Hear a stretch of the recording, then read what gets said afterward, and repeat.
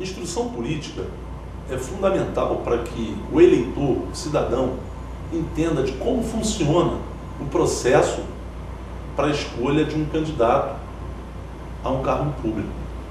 Muitas das vezes a gente vai às urnas, a gente vota, volta para casa, vê o resultado das eleições, mas não entende exatamente como é que a coisa acontece.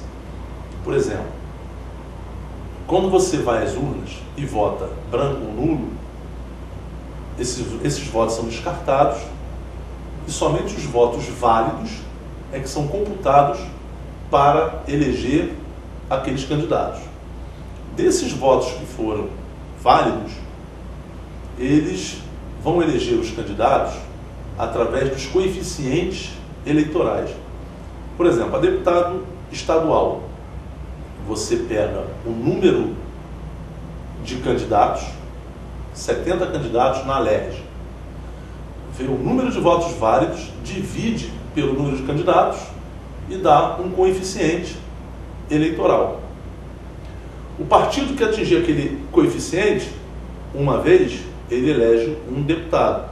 Se ele dobrar, triplicar, quadruplicar, nessa mesma razão, nessa mesma proporção, ele vai eleger 1, 2, 3, 4, tantos quantos forem os candidatos a deputado estadual que esse partido conseguir eleger.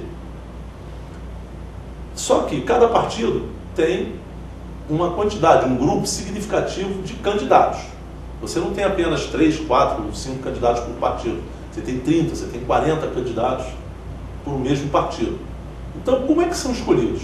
Aqueles dentro do partido que são mais votados são eleitos por aqueles votos que o número total de votos feito pelo partido, dividido pelo coeficiente eleitoral para aquele cargo, no caso candidato a deputado estadual, vai permitir que esse partido eleja. Por isso que tem partido que elege 4, enquanto outros elegem 2, um elege apenas 1 e alguns não elegem nenhum. As bancadas dos partidos são feitas em função da quantidade de votos que esses partidos recebem dos eleitores, votos válidos, e dividido pelo coeficiente eleitoral. Então, um partido grande, que tem muitos votos, ele, dividido pelo coeficiente, vai conseguir eleger mais candidatos do que aquele partido pequeno, que conseguiu bem menos votos. Então, é assim que a coisa funciona. A instrução política, eu entendo que ela é fundamental, porque a gente já poderia até mesmo, desde os bancos escolares, aprender como é que isso funciona. Não só isso, mas de uma maneira geral. Quantos senadores são eleitos por estado?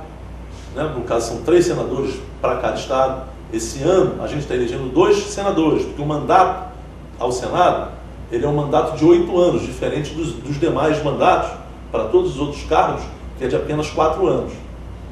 Então, o senador, ele é eleito por 8 anos. Essa eleição se elege 2 senadores.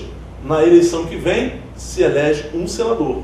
Então, sempre você tem a renovação de 2/3 no Senado. E por que 3 senadores por estado? Porque os senadores, eles representam o estado.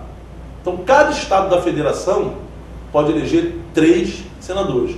Já os deputados federais, eles são eleitos, a quantidade de deputado federal de um estado é em função da população desse estado, do número de eleitores desse estado.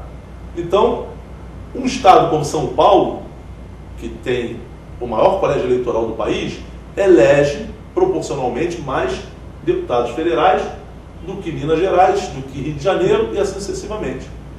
Então é assim que a coisa funciona, porque o deputado federal, ele representa o povo brasileiro. Então, proporcionalmente à quantidade de eleitores naquele estado, será a quantidade de deputados representando aquele estado, ou seja, a população daquele estado, o colégio eleitoral daquele estado, lá no Congresso Nacional. E,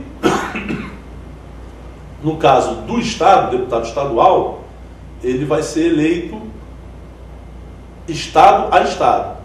O candidato a deputado estadual pelo Rio de Janeiro, ele vai poder ser eleito em cada um dos 92 municípios do estado do Rio de Janeiro.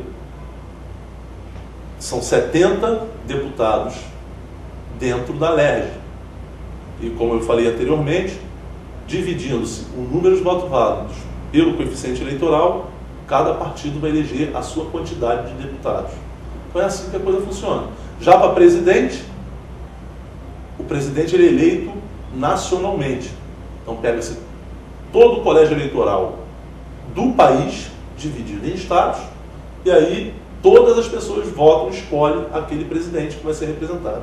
Por isso que o presidente ele pode ser eleito com um colégio eleitoral que supera 80 milhões de eleitores.